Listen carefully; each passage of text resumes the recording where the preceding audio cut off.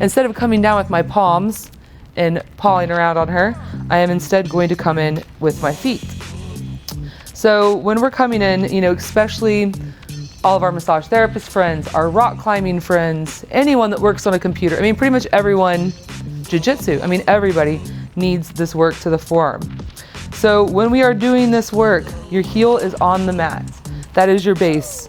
So I am nice and secure. I'm not going to sit here and snap her arm in half, right? This little area right here, we are the antecubital space. So we're going to avoid that area. Obviously, there's a tender spot, lots of things come through there. We're not trying to squish. So we're going to go right below it into this nice old thick meaty part. I've got my heel on the mat. I'm leaning.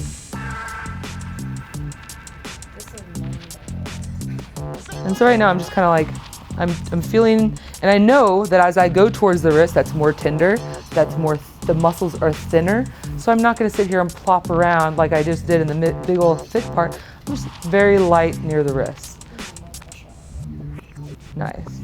So I'm basically just kind of seeing what's going on. But what I want to do is I want to come up here to the top of her forearm and lean in. I can take pressure.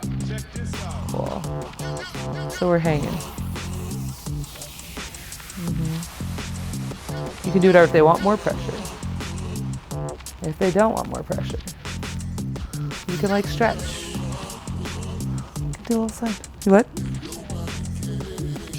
Who's a what? Should have had you do this arm. Oh, you want to do it? We can do it. It's okay.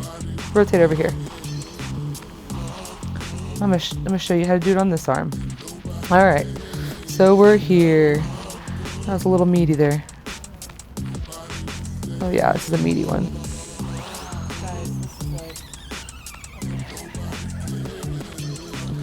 So just kind of feeling things, but I actually want to switch my feet because if I'm here, I'm closing myself off to working her hand, right? My guns are facing this way. Naturally, I want to muss around here because if I have my suspension, I'll do some things over here. But what I'm going to do, since we're doing mat base floor, I want to rotate, have my guns face here because I want to do a little work to her arm or her fingers, her hand, words. So I'm going to come in and find a good spot. You can see I've stacked my body over my foot. Get a nice compression. I want you to look at her hand and see how it's kind of changing color. And as I continue to stay around, it will continue to get more pale. You can come down. Do a little press, press, press.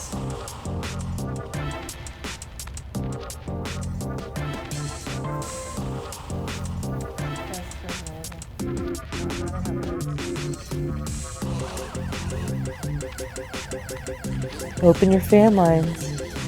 So maybe, you know, you don't do all that fan line work as we just did. Maybe you save and do that right here. But if your client doesn't have a ton of arm and hand stuff going on, maybe you do it the other way. Because this way is probably a little more detailed, you know? So see, I can have Danielle make a fist. Bring your fist towards your forearm. And maybe I need to lean back a little bit. What a creepy little pale hand.